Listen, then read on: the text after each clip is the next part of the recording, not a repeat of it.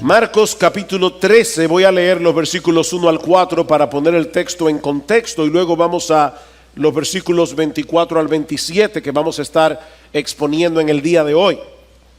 Dice: cuando salía del templo, uno de sus discípulos le dijo: Maestro, mira qué piedras y qué edificios. Y Jesús le dijo: ¿ves estos grandes edificios? No quedará piedra sobre piedra que no sea derribada. Y estando él sentado en el monte de los olivos, frente al templo, Pedro, Jacobo, Juan y Andrés le preguntaban en privado: dinos cuándo sucederá esto y qué señal habrá cuando todas estas cosas se hayan de cumplir. Versículo 24. Pero en aquellos días, después de esa tribulación, el sol se oscurecerá y la luna no dará su luz, las estrellas irán cayendo del cielo y las potencias que están en los cielos serán sacudidas. Entonces verán al Hijo del Hombre que viene en las nubes con gran poder y gloria. Y entonces enviará a los ángeles y reunirá a sus escogidos de los cuatro vientos, desde el extremo de la tierra hasta el extremo del cielo. Hace algunas semanas comenzamos a considerar este capítulo del Evangelio de Marcos, conocido como el discurso del Monte de los Olivos, por el lugar donde fue pronunciado.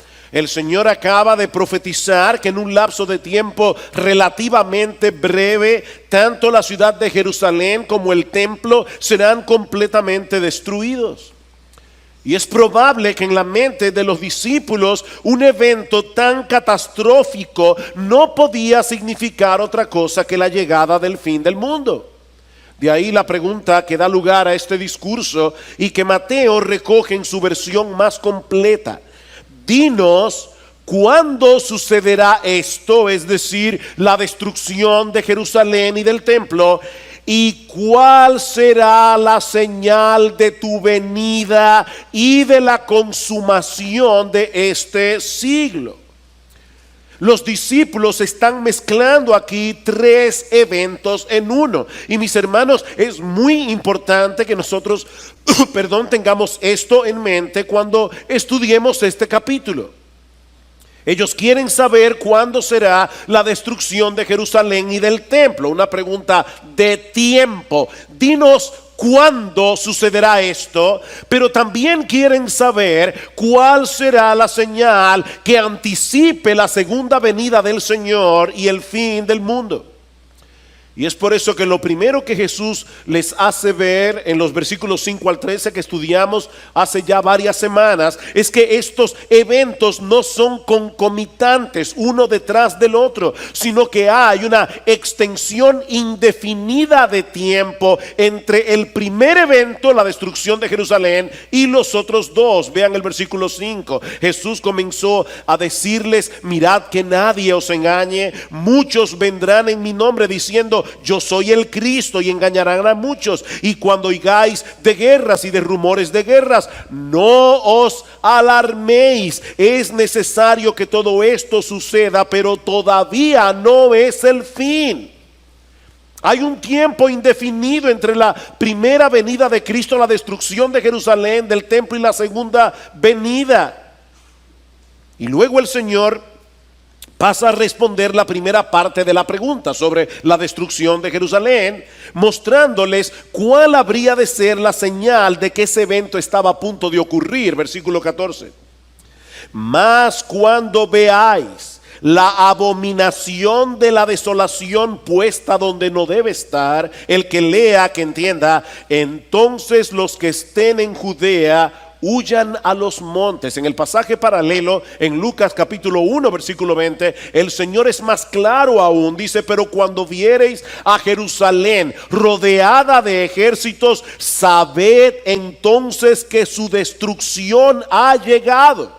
Entonces los que estén en Judea huyan a los montes. De hecho, en este mismo discurso, en el versículo 30, Cristo les dice claramente que no pasará esa generación hasta que todo esto suceda.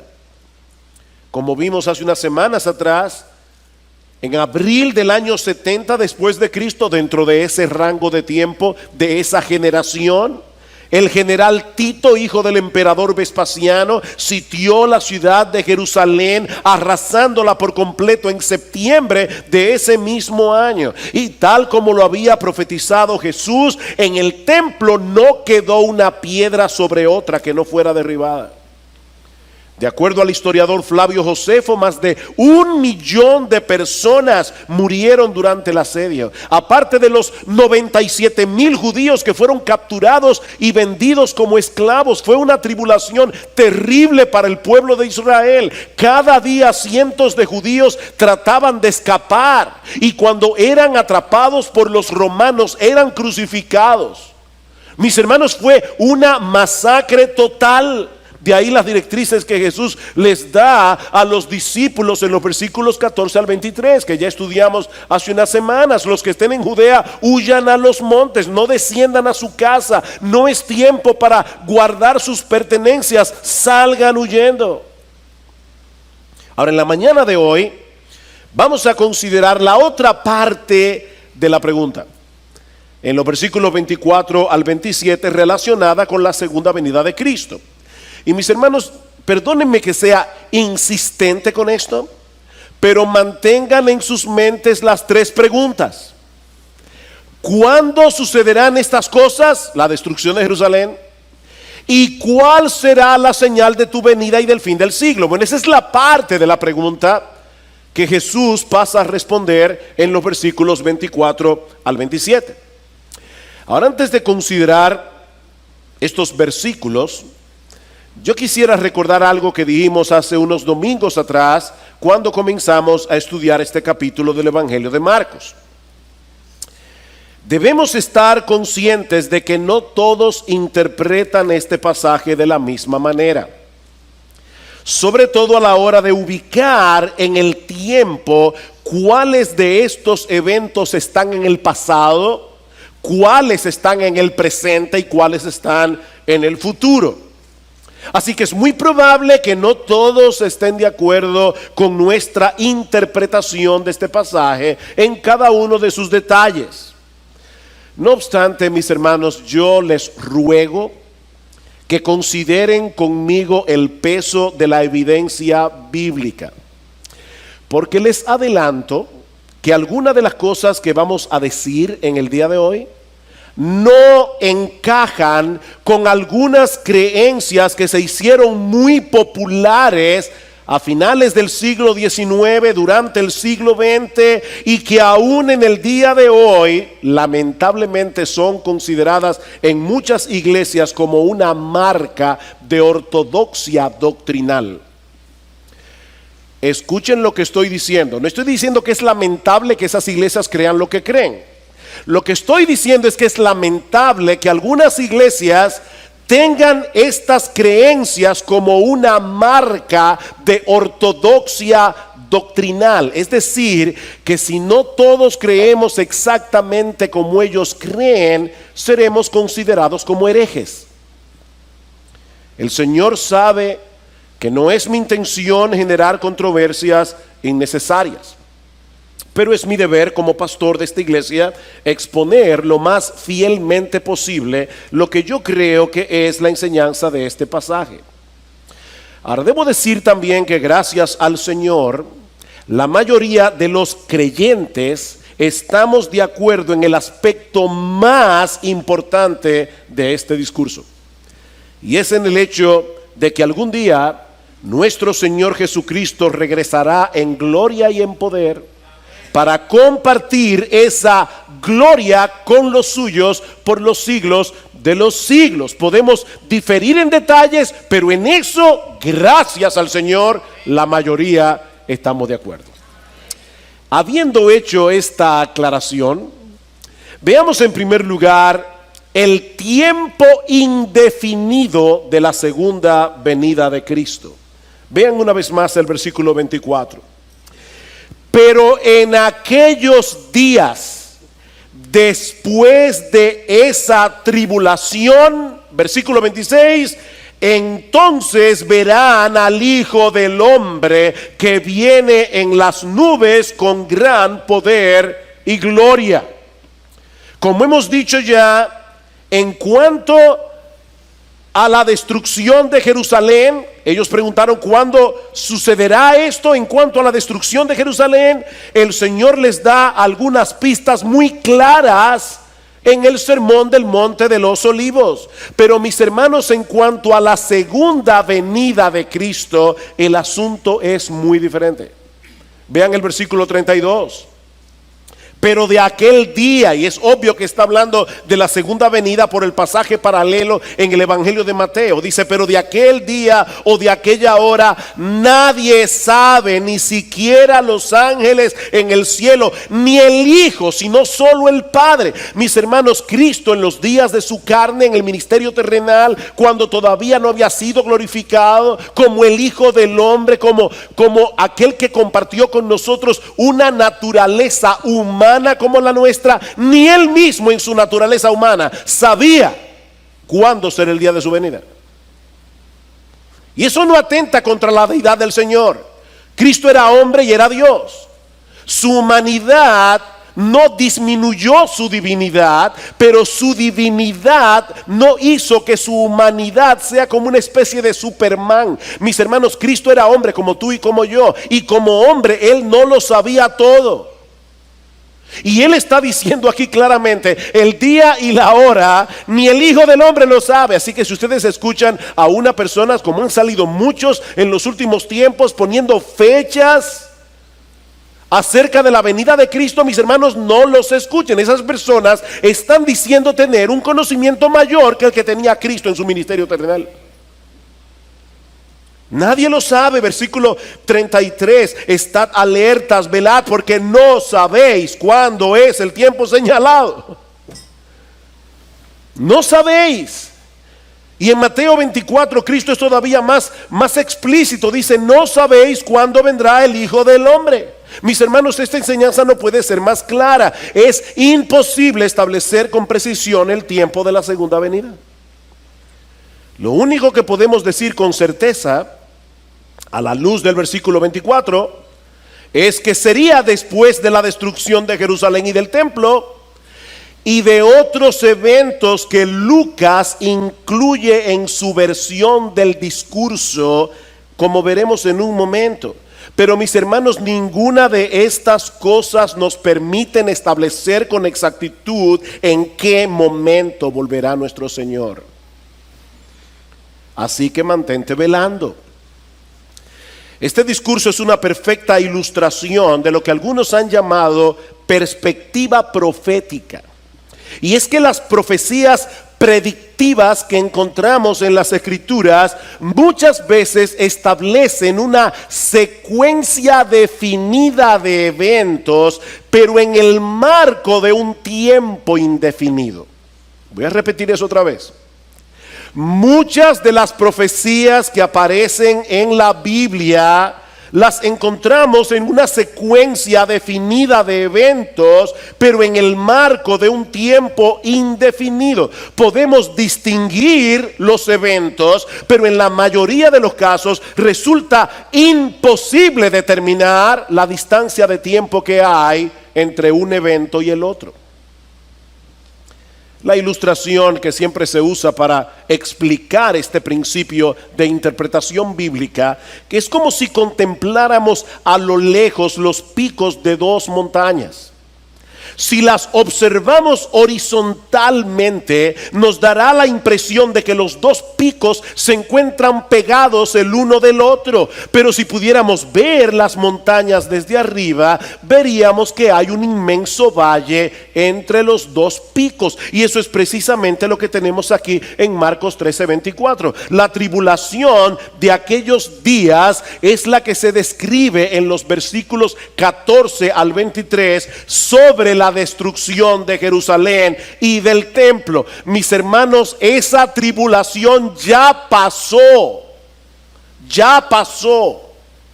Ahora bien, Lucas nos deja ver en su versión del discurso que esa tribulación que iba a experimentar la nación de Israel se habría de extender mucho más allá del año 70 después de Cristo. Y para mí y para muchos otros, aquí está la clave, una de las claves para entender este discurso. Hablando del pueblo de Israel, el Señor nos dice en Lucas capítulo 21, versículo 23, escuchen con atención, dice que habrá una gran calamidad sobre la tierra e ira para este pueblo, refiriéndose a los judíos. Ahora, ¿cómo sabemos que eso no está hablando de la segunda venida de Cristo, sino de la destrucción de Jerusalén? Por lo que sigue diciendo Lucas, o el Señor en Lucas, dice: y caerán a filo de espada y serán llevados cautivos a todas las naciones. Eso ya pasó. Y Jerusalén será hollada por los gentiles hasta que los tiempos de los gentiles se cumplan. Entonces, dice Lucas, habrá señales en el sol, en la luna y en las estrellas, porque las potencias de los cielos serán sacudidas, y entonces verán al Hijo del Hombre que viene en una nube con poder y gran gloria. ¿Cuándo sucederá esto? Dice en Lucas: cuando los tiempos de los gentiles se cumplan. ¿Ven la secuencia, mis hermanos? Yo estoy tratando de ser lento en el día de hoy, porque yo sé que estoy pisando sobre muchos prejuicios que algunos de ustedes tienen. Lo que estoy diciendo es que la secuencia de eventos es la siguiente: Jerusalén y el templo son destruidos, Marcos capítulo 13 versículos 14 al 23. Los judíos caen a filo de espadas y son enviados a todas las naciones, y Jerusalén es hollada por los gentiles hasta que los tiempos de los gentiles se cumplan. Eso es lo que ha estado pasando en toda la era evangélica. Y entonces, cuando ese tiempo de los gentiles se cumpla, vendrá el Hijo del Hombre. Ahora la pregunta es: ¿y a qué se refiere Cristo aquí cuando habla del tiempo de los gentiles? ¿Y cuándo se cumplirán esos tiempos? Bueno, yo creo que el Señor está hablando aquí de este tiempo en el que Dios ha abierto la puerta del evangelio a los gentiles para formar su iglesia con gente de todo pueblo, lengua, tribu y nación. Ese es el tiempo de los gentiles. Ahora se están convirtiendo gente de todas las razas, se están convirtiendo gente de todas las naciones. Dios está conformando a su iglesia. Cuando se complete el número de los elegidos de todas las naciones, entonces Cristo vendrá, no antes.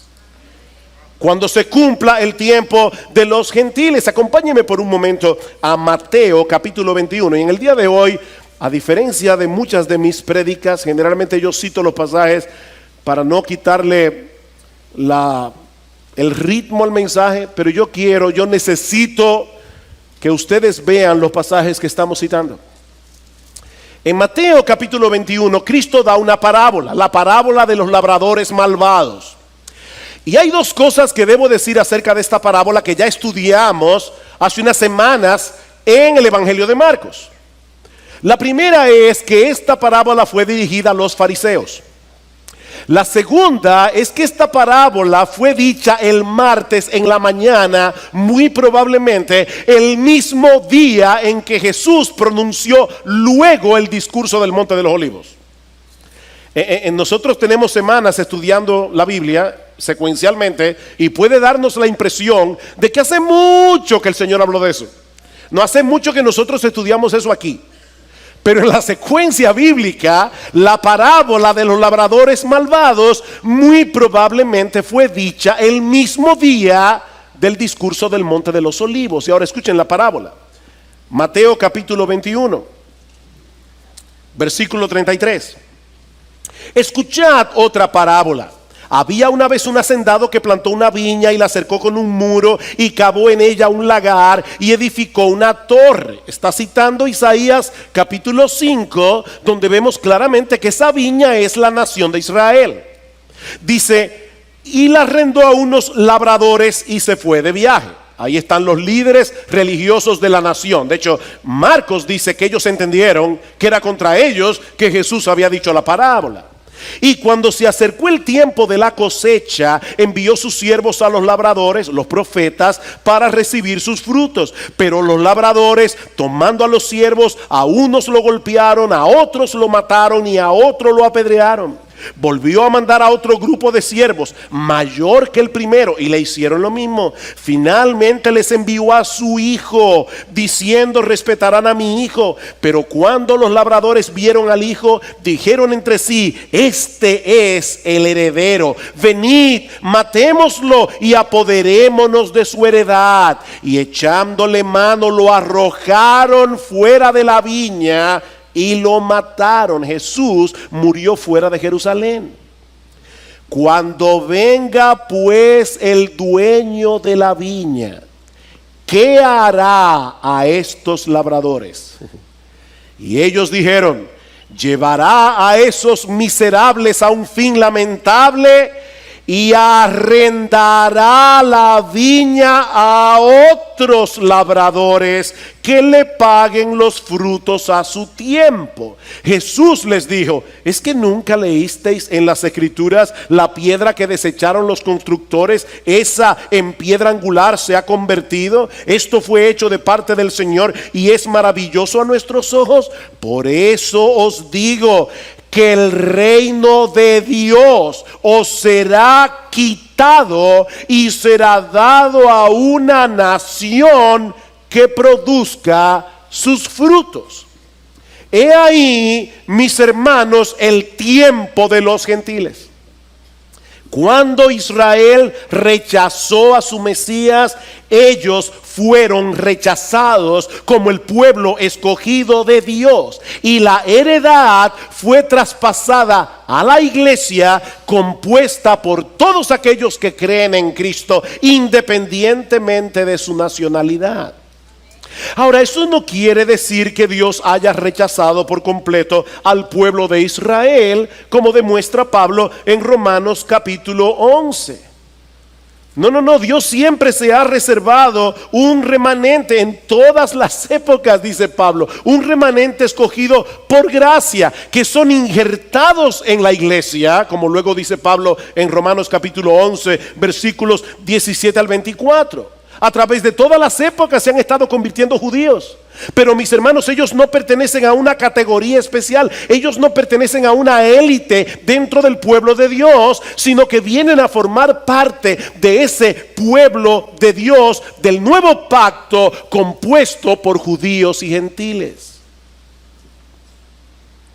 Entonces, cuando el tiempo de los gentiles se cumpla y todos los gentiles escogidos y todos los judíos escogidos se conviertan, entonces verán al Hijo del Hombre que viene en las nubes con gran poder y gloria.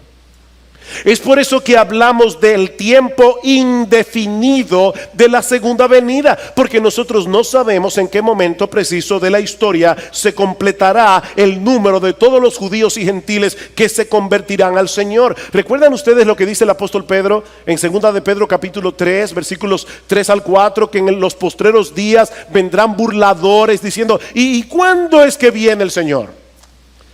Porque yo veo que ustedes, los evangélicos, están todo el tiempo diciendo: Cristo viene, Cristo viene, Cristo viene. Han pasado 2000 años y nada ha sucedido.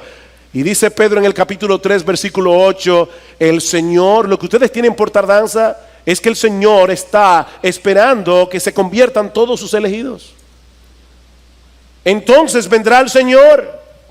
Ya Cristo había dicho en Marcos capítulo 13 versículo 10 que el evangelio debía ser predicado a todas las naciones. Y Mateo añade en Mateo capítulo 24 versículo 14 que luego que el evangelio sea predicado en todas las naciones, entonces vendrá el fin. Entonces vendrá el fin. Pero mis hermanos, nadie puede saber con precisión cuándo esa tarea ya ha sido completada. De manera que es imposible determinar cuándo volverá nuestro bendito Señor y Salvador. El tiempo indefinido de su segunda venida. Lo segundo que vemos en este pasaje de Marcos 13 es la conmoción celestial que acompañará la segunda venida. Versículo 24. Marcos capítulo 13, versículo 24. Pero en aquellos días, después de esa tribulación, el sol se oscurecerá, la luna no dará su luz, las estrellas irán cayendo del cielo y las potencias que están en los cielos serán sacudidas. Esta conmoción celestial que el Señor está describiendo aquí aparece en varios pasajes del Antiguo Testamento para describir el juicio de Dios sobre las naciones paganas como Egipto, Babilonia. Eso lo podemos ver en Isaías capítulo 13 versículos 9 al 10, Isaías capítulo 34 versículos 4 al 5, Ezequiel capítulo 32. Hay otros pasajes en Joel, en Amós, que usan este mismo lenguaje. Es por eso que algunos se preguntan si debemos interpretar estas palabras en forma literal o si Jesús está usando aquí un lenguaje apocalíptico para señalar el juicio que sufrirán los incrédulos en su segunda venida. Mi posición personal con respecto a esto es que no hay duda alguna de que la venida del Señor será de bendición para unos y de juicios para otros, como veremos en un momento. Pero yo creo que este lenguaje que usa Jesús en el discurso del Monte de los Olivos describe una convulsión celestial que acompañará a su segunda venida. Una y otra vez la Biblia describe este evento con un lenguaje muy similar, aún en pasajes en los que no parece que el autor esté hablando en una forma figurada. Vayan conmigo a Segunda de Pedro. Segunda de Pedro capítulo 3. En estos días hubo un eclipse solar, el eclipse solar del siglo.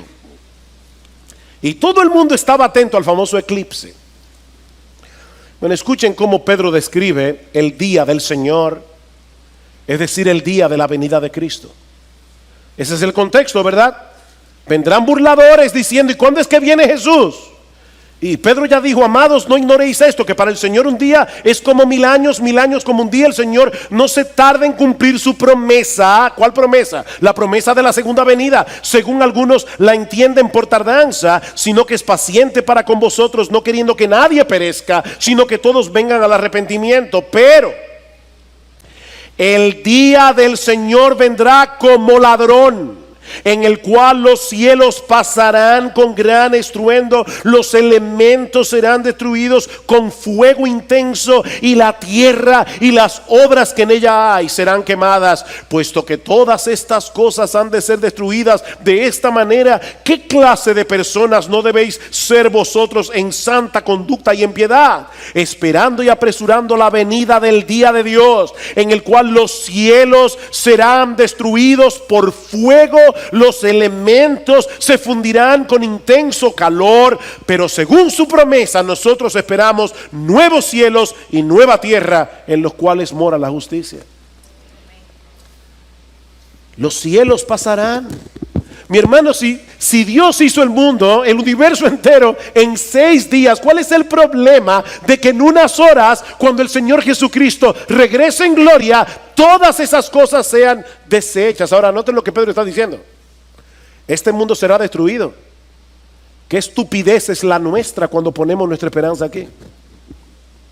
¿A algunos de ustedes se le ocurre poner su dinero en un banco que ustedes saben con toda seguridad que va a quebrar?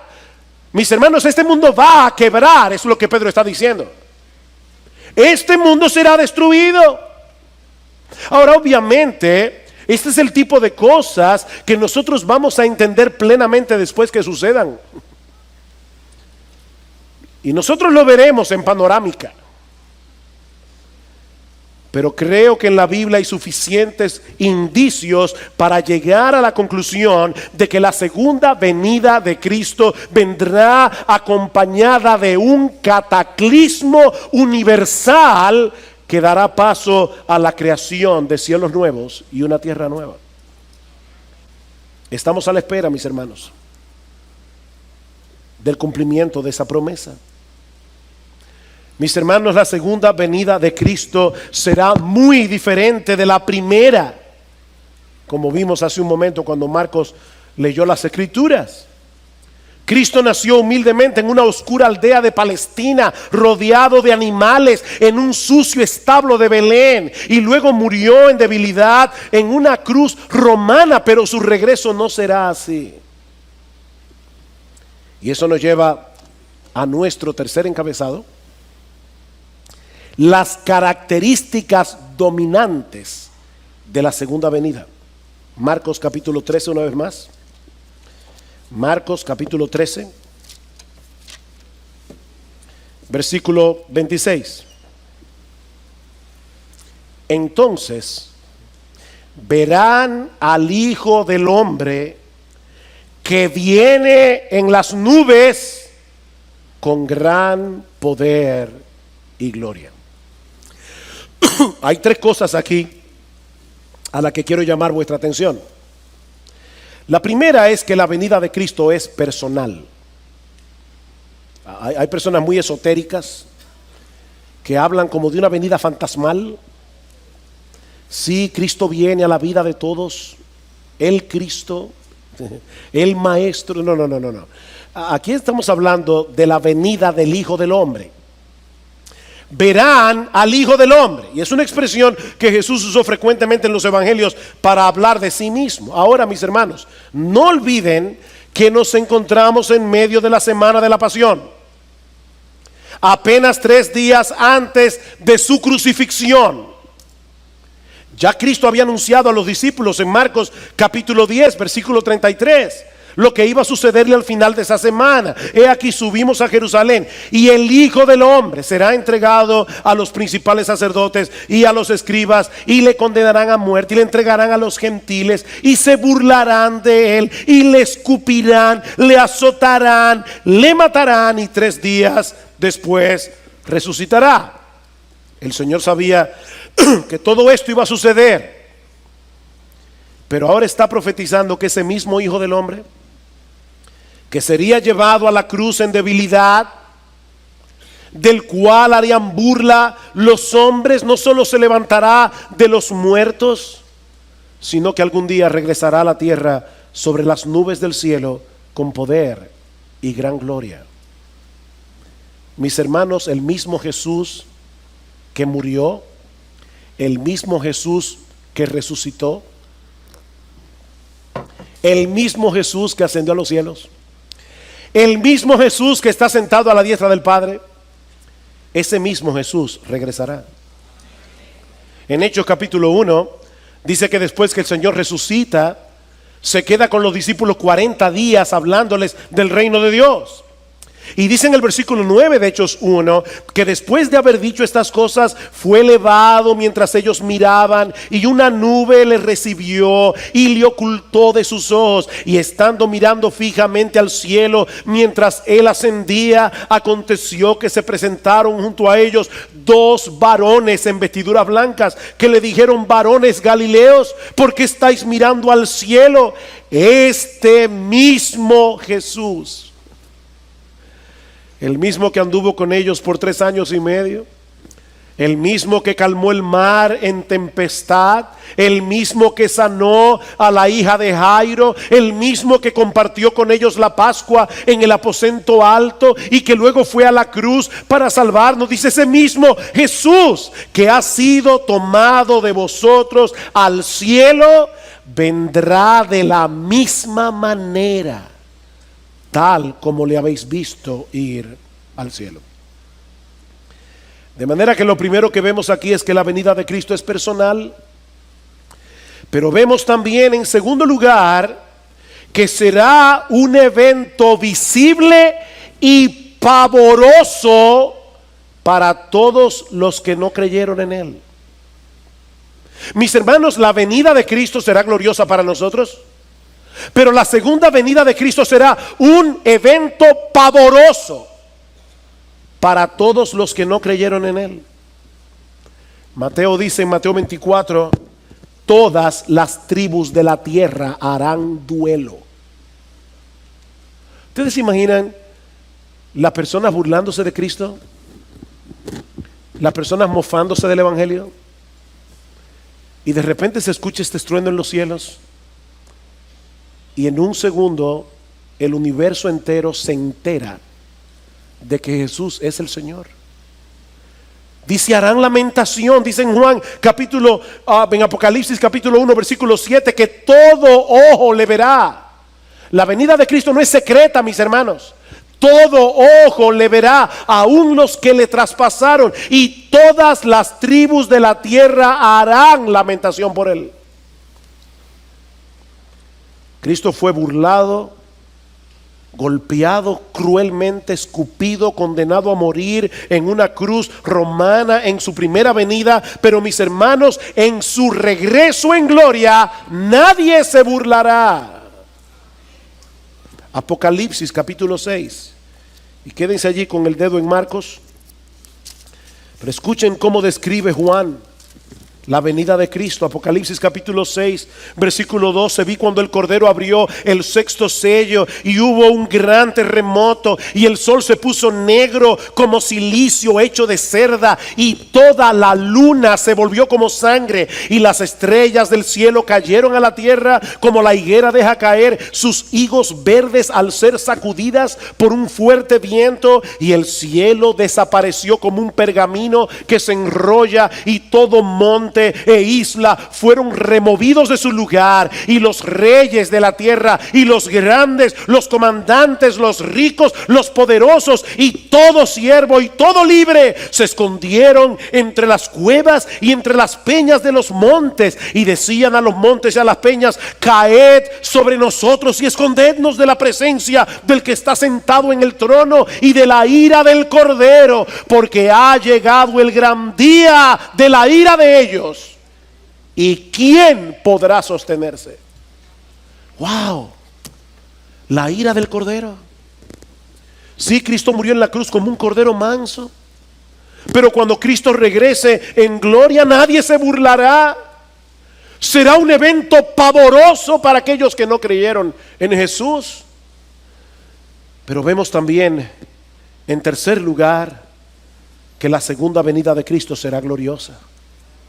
Será gloriosa. ¿Qué dice Marcos? Entonces verán al Hijo del Hombre que viene en las nubes con gran poder y con gloria. Los discípulos conocían muy bien el Antiguo Testamento y sabían que al hablar de su venida en las nubes del cielo, Jesús estaba colocando su gloria a la par con la gloria del Padre. Dice en Éxodo capítulo 19:9 que el Señor le dijo a Moisés en el monte Sinaí: he aquí, vendré a ti en una densa nube. En el Salmo 97 versículo 2 dice que las nubes lo rodean. Estas nubes, mis hermanos, no son naturales. Estas nubes son un despliegue de la gloria de Dios. Hay una presencia especial del Espíritu de Dios en medio de la iglesia. Estamos alabando al Señor y uno casi puede palpar que Cristo realmente está presente en medio de su pueblo. Él le ha prometido estar presente en medio de su pueblo, y uno puede alabar al Señor, pero uno lo está contemplando con los ojos de la fe. ¿Ustedes se imaginan, mis hermanos, lo que será aquel día? Cuando nuestro Señor Jesucristo regrese y nosotros podamos verle cara a cara, cuando nosotros podamos ver su gloria, una gloria que ahora está oculta de nuestros ojos, una gloria que ahora solo podemos contemplar con los ojos de la fe. Pero algún día, mis hermanos, los cielos se abrirán con gran estruendo y nuestro Señor Jesucristo regresará del cielo con poder y gran gloria en las nubes del cielo, y nosotros le veremos. Y nosotros le veremos. ¿Cómo no debería eso llenar nuestras mentes y corazones? Y en ese momento, su iglesia será reunida a su Señor para regresar junto a Él y quedar junto a Él por los siglos de los siglos. Y eso nos lleva a nuestro último y más controversial encabezado: la reunión del pueblo de Dios en su segunda venida. Versículo 27. Y entonces enviará a los ángeles y reunirá a sus escogidos de los cuatro vientos, desde el extremo de la tierra hasta el extremo del cielo. A través de toda la historia de la iglesia, yo quiero recalcar eso, a través de toda la historia de la iglesia hasta el siglo XIX, los creyentes habían creído prácticamente en unanimidad que el Señor Jesucristo habría de regresar una sola vez a la tierra y que en ese momento la iglesia sería arrebatada para encontrarse con su Señor. Repito, esa había sido la creencia de la iglesia a través de toda su historia. Pero en el siglo XIX surgió una creencia nueva que luego vendría a ser muy popular debido a la proliferación de una Biblia anotada por un abogado y pastor llamado Cyril Ingerson Scofield, publicada en el año 1909, y que sostenía la postura de una venida de Cristo en dos partes: una secreta antes del inicio de una tribulación que, según esta creencia, duraría 7 años, y una pública inmediatamente después de esa tribulación. En esa primera parte de la segunda venida, la parte secreta, la iglesia sería arrebatada para no pasar por la gran tribulación, mientras que en la segunda etapa de la segunda venida habría de ocurrir todo lo que hemos estudiado hoy en el discurso del Monte de los Olivos. Según esta posición teológica, conocida como rapto pretribulacional, los elegidos de los que se habla en el versículo 27 son los judíos que supuestamente se van a convertir durante ese periodo de tribulación. Esta creencia ha venido a ser tan popular que incluso ya se han filmado varias películas con este tema. Hollywood siempre trata de sacarle partido a las cosas sensacionalistas. Una de esas películas se filmó en el año 2015, titulada Dejados Atrás, protagonizada nada más y nada menos que por Nicolas Cage, un actor de Hollywood sumamente conocido. Ahora, de nuevo quiero volver a decir lo que decía al principio. Mis hermanos, yo no quiero generar controversias innecesarias con este mensaje, y mucho menos ser ofensivo con todos aquellos que creen en una segunda venida en dos etapas y en un rapto pre-tribulacional. De hecho, nosotros mismos venimos de esa tradición. Eso creía nuestra iglesia hace muchos años atrás, porque eso fue lo que aprendimos en la iglesia donde conocimos al Señor hace 40 años. Sin embargo, creemos que la evidencia del Nuevo Testamento apunta hacia la segunda venida como un solo evento en el que la iglesia, formada por judíos y gentiles que han creído en Cristo, saldrán al encuentro de su Señor, mientras que los incrédulos recibirán juicio y condenación. Yo les decía al principio, por favor, sopesen los argumentos bíblicos sin prejuicios. Una doctrina no es falsa por ser novedosa, de la misma manera que una doctrina no es verdadera por ser antigua. Una doctrina es verdadera por ser bíblica. Ahora, cuando hay una doctrina que sale nueva, y esta doctrina del rapto pretribulacional es relativamente nueva, nosotros tenemos que preguntarnos, ¿realmente durante 19 siglos nadie en la iglesia vio esto? Hermanos, ¿qué nos enseña la Biblia? Bueno, yo quiero, por favor, que vayan conmigo en sus Biblias a varios textos bíblicos. Quiero ser tranquilo, lento, quiero que lo veamos. Yo sé que este estudio ha sido muy, ¿cómo puedo decirlo? Muy académico, pero es que hace mucho que no hablamos de este tema y yo necesito que ustedes lo vean. Mateo capítulo 13. Mateo capítulo 13. Recuerden lo que estoy tratando de demostrar. Estoy tratando de demostrar que Cristo viene una sola vez, por segunda vez. Y que es en esa segunda venida que la iglesia será arrebatada y los impíos serán destruidos.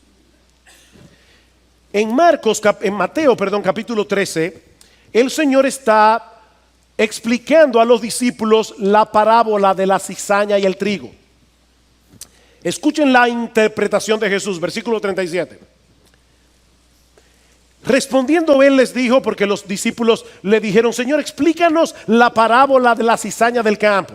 Respondiendo él dijo: el que siembra la buena semilla es el Hijo del Hombre.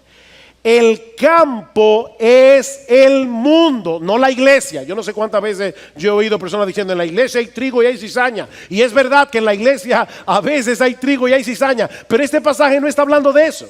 Este pasaje está hablando de que a pesar de que Cristo ya inauguró su reino cuando vino la primera vez, murió en una cruz, ascendió a los cielos y se sentó a la diestra del Padre, Él ya está reinando. Ese reino ya fue inaugurado, pero no ha sido aún consumado. Y es por eso que todavía en su reino hay cizaña. Dice: el campo es el mundo. La buena semilla son los hijos del reino. Las cizañas son los hijos del maligno.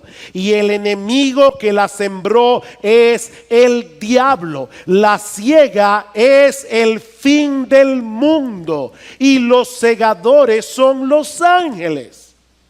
Mateo 24, Marcos 13. Por tanto, así como la cizaña se recoge y se quema en el fuego, de la misma manera será en el fin del mundo. El Hijo del Hombre enviará a sus ángeles y recogerán de su reino a todos los que son piedra de tropiezo, a los que hacen iniquidad, y los echarán en el horno de fuego. Allí será el llanto y el crujir de dientes. Entonces los justos resplandecerán como el sol en el reino de su Padre. Mis hermanos, ¿cuándo sucederá eso? En el fin del mundo, cuando nuestro Señor Jesucristo regrese en gloria. Los malos serán recogidos de su reino y los justos también serán recogidos por los ángeles del cielo para reinar con Cristo por los siglos de los siglos. Primera Tesalonicenses capítulo 4. Primera Tesalonicenses capítulo 4.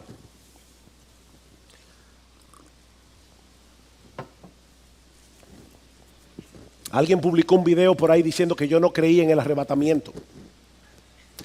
Y hasta hereje me llamaron. Bueno, aprovecho para decir: yo creo en el arrebatamiento de la iglesia. Lo que yo no creo es en un arrebatamiento pre-tribulacional, pero yo creo en el arrebatamiento de la iglesia porque la Biblia lo dice. Ahora, ¿cuándo sucederá este arrebatamiento? Vean una vez más conmigo.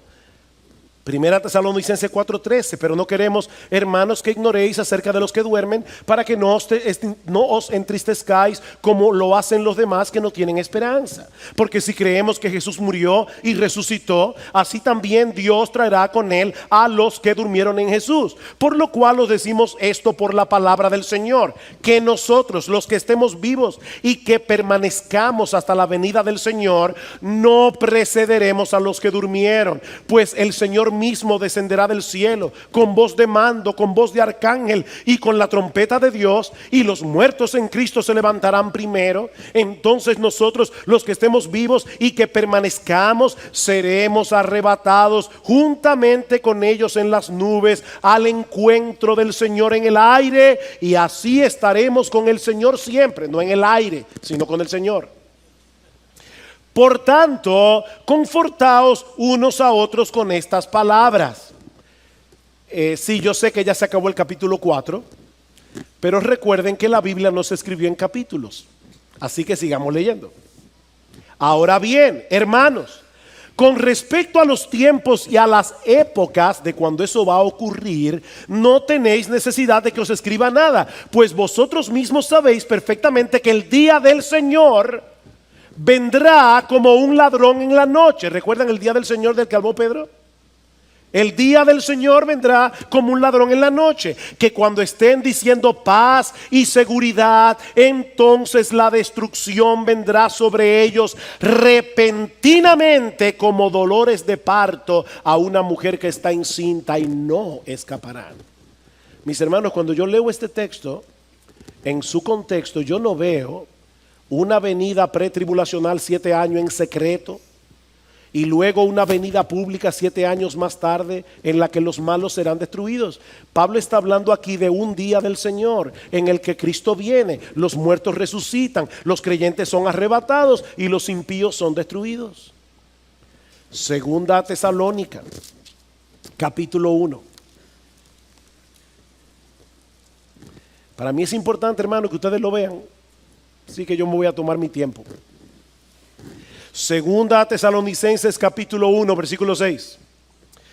Porque después de todo es justo delante de Dios retribuir con aflicción a los que os afligen y daros alivio a vosotros que sois afligidos, y también a nosotros cuando el Señor Jesús sea revelado desde el cielo con sus poderosos ángeles en llama de fuego. ¿Ven ustedes, hermanos? Jesús viene y dice Pablo, Él le dará alivio a los creyentes y los impíos serán destruidos. Versículo 8, dando retribución a los que no conocen a Dios y a los que no obedecen al evangelio de nuestro Señor Jesús. Estos sufrirán el castigo de eterna destrucción, excluidos de la presencia del Señor y de la gloria de su poder. ¿Cuándo? Cuando Él venga para ser glorificado en sus santos en aquel día y para ser admirado entre todos los que han creído. ¿Dos venidas o una sola? Dice, el día que el Señor venga, los impíos serán destruidos y Él será admirado por sus santos, aquellos que han creído. Pero no se detiene allí, capítulo 2. Pero con respecto a la venida de nuestro Señor Jesucristo y a nuestra reunión con Él, de paso el verbo, la palabra que se usa allí, reunión, tiene la misma raíz que la que usa Cristo en Marcos 13, cuando dice que los ángeles reunirán a sus escogidos. Se está hablando aquí del arrebatamiento. Dice, con respecto a la venida de nuestro Señor Jesucristo y a nuestra reunión con Él. ¿Cuál es la teoría del rapto pretribulacional? Viene Cristo en secreto, se lleva a su iglesia y el anticristo comienza a perseguir a los creyentes. 7 años más tarde viene el Señor. ¿Pero es eso lo que enseña este texto? Vean conmigo de nuevo. Con respecto a la venida de nuestro Señor Jesucristo y a nuestra reunión con Él, os rogamos, hermanos, que no seáis sacudidos fácilmente en vuestro modo de pensar, ni os alarméis, ni por espíritu, ni por palabra, ni por carta, como si fuera de nosotros, en el sentido de que el día del Señor ha llegado. Que nadie os engañe en ninguna manera, porque no vendrá sin que primero venga la apostasía y sea revelado el hombre de pecado, el hijo de perdición. Pablo dice, Cristo no vendrá hasta que eso suceda. Y dice en el versículo 8, y entonces será revelado ese inicuo a quien el Señor matará con el espíritu de su boca y destruirá con el resplandor de su venida. Vuelvo y repito, mis hermanos, no quiero ofender a los que han creído y creen en una venida de Cristo en 2 etapas y en un rapto pretribulacional, pero mis hermanos, lo que yo veo en la Biblia, en el Nuevo Testamento, es que Cristo viene una sola vez Los suyos serán arrebatados y vienen con Cristo a una tierra nueva y a un cielo nuevo cuando ya los impíos hayan sido completamente destruidos. Esto encaja perfectamente con la enseñanza del Señor en el discurso del Monte de los Olivos.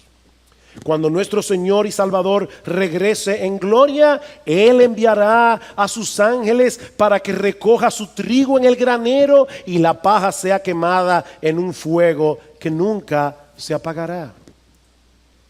Ahora, yo no quisiera, mis hermanos, que la parte controversial de este mensaje desvíe nuestra atención del hecho de que estamos a la espera del regreso de nuestro bendito Señor y Salvador. En eso estamos de acuerdo, ¿verdad? Dice el pastor Albert Martin acerca de este capítulo: lo que es más importante en este capítulo está claro: Cristo viene. Y lo que está claro debe dominar nuestros pensamientos. Mis hermanos, Cristo viene. Por más que el mundo se burle de esa expresión, como dice Pedro en su segunda carta, el día llegará cuando los cielos se estremecerán y todos verán al Hijo del Hombre viniendo en las nubes con poder y gran gloria. Y así como se cumplieron al pie de la letra cientos de profecías que anunciaban la primera venida de Cristo, mis hermanos, así podemos tener completa certeza de que Él regresará por segunda vez para ser admirado entre todos los que han creído, como dice Pablo. Mis hermanos, esa es nuestra esperanza. Esa es nuestra esperanza, que algún día estaremos físicamente con nuestro Señor y Salvador para no separarnos de Él nunca más. Mis hermanos, nuestra esperanza no es ir al cielo y ver las puertas de perlas y caminar por la calle de oro. No, mis hermanos, nuestra esperanza es estar con Jesús, que en este momento está en el cielo. Hablando de los creyentes en Tesalónica, Pablo les dice que ellos se habían convertido de los ídolos a Dios. ¿Para qué? Para servir al Dios vivo y verdadero y esperar de los cielos a su Hijo. ¿Tú escuchaste eso? La verdadera conversión consiste en dos cosas. En la verdadera conversión, los ídolos del corazón son destronados para colocar a Dios en el trono de nuestras almas como el objeto máximo de nuestro deleite. Pero al mismo tiempo la conversión redirige, replantea por completo el objeto de nuestra esperanza. Nosotros nos convertimos para esperar de los cielos a su Hijo. Para eso nos convertimos, para tener esa esperanza. Todos los seres humanos viven por una esperanza. Eso es lo que los motiva a levantarse por la mañana. Eso es lo que los lleva a hacer todo lo que hacen cada día. Bueno, mis hermanos, lo que Pablo está diciendo aquí es que uno de los resultados de la salvación es llevarnos a esperar en la segunda venida de Cristo por encima de cualquier esperanza terrenal. Sí, hay muchas cosas legítimas que nosotros podemos esperar en esta vida, pero ninguna de ellas puede competir con esa esperanza. El Señor descenderá del cielo y nosotros nos reuniremos con Él. Y yo te pregunto, mi hermano, ¿es esa tu esperanza? ¿O hay muchas cosas de este mundo que han comenzado a eclipsar tu anhelo por la segunda venida de Cristo? Mi hermano, ¿cuándo fue la última vez que tú te levantaste por la mañana y pensaste, podía ser hoy? Puede ser hoy. Oh, yo quiero que sea hoy. Oh, si ven, Señor Jesús, como dice Juan en el Apocalipsis. Porque, mi hermano, si no es así, tu vida espiritual está en peligro. Si tú no estás viviendo a la luz de la esperanza de la segunda venida, mi hermano, tu vida espiritual está en peligro. Pablo dice en Tito capítulo 2, me encanta este pasaje, que la gracia de Dios se ha manifestado para salvación a todos los hombres, enseñándonos que renunciando a la impiedad y a los deseos mundanos, vivamos en este siglo sobria, justa y piadosamente. Dice John Piper, hay personas que dicen, es que los cristianos que viven esperando la segunda venida se olvidan de las cosas aquí abajo. No, no, no, no, no, no. Esperar la segunda venida nos motiva a estar activos en la iglesia, nos motiva a predicar el evangelio, nos motiva a buscar la gloria de Dios en todo lo que hacemos, aún en nuestras vocaciones terrenales. No, no, no, dice Piper, el problema no es que nosotros estemos pensando demasiado en el cielo, es que estamos pensando demasiado en el mundo. Dice que la gracia de Dios nos enseña a renunciar a la impiedad y a los deseos mundanos y vivamos en este siglo sobria, justa y piadosamente, aguardando la esperanza bienaventurada y la manifestación gloriosa de nuestro gran Dios y Salvador Jesucristo. ¿Saben por qué muchas veces los que profesan ser cristianos se ven tan mundanos? Bueno, en muchos casos es porque no son cristianos, pero en otros casos es porque han perdido de vista la segunda venida del Señor, la segunda venida de Cristo. ¿Cómo debería vivir un cristiano que se levanta todos los días de su vida diciendo: Señor, estas próximas 24 horas las voy a vivir como si fuera a encontrarme contigo al final del día? ¿Cómo viviría un cristiano? Mis hermanos, ¿por qué el mundo nos atrae tanto? Porque hemos perdido de vista esa esperanza, la esperanza de estar con nuestro Señor. Eso es lo que motiva al creyente a vivir en santidad. Eso es lo que motiva al creyente a hacer buenas obras. El hecho de aguardar esa esperanza bienaventurada. Algún día estaremos con nuestro Señor y echaremos nuestras coronas a sus pies en eterna gratitud por habernos comprado con su sangre y por habernos atraído hacia Él con cuerdas de amor. ¿Se dieron cuenta cómo dice Pablo en 2 Tesalónica 2:1, la venida de Cristo y nuestra reunión con Él? No es una película fantástica la que estamos, yo quisiera ver cómo los cielos se enrollan como un pergamino. Olvídate de eso. Esas son las cosas que acompañarán la segunda venida, pero eso no es importante. Lo importante es que Cristo viene y nosotros estaremos con Él. Nuestra reunión con Él, dice Pablo, y así estaremos siempre con el Señor. Y añade: alentaos unos a otros con estas palabras. ¿Cuándo fue la última vez, mi hermano, que tú te acercaste a un creyente en aflicción y le dijiste: mi hermano, estoy sufriendo contigo? Yo sé lo que tú estás pasando, pero no te olvides, hay una luz al final del túnel porque Cristo viene.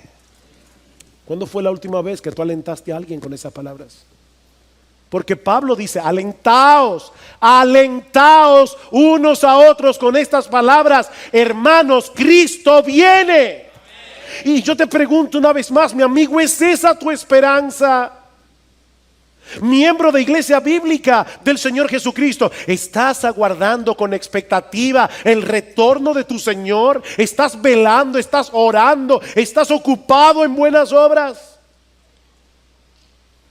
¿O estás tan entretenido con las trivialidades de esta vida presente que hace rato que dejaste de esperarlo?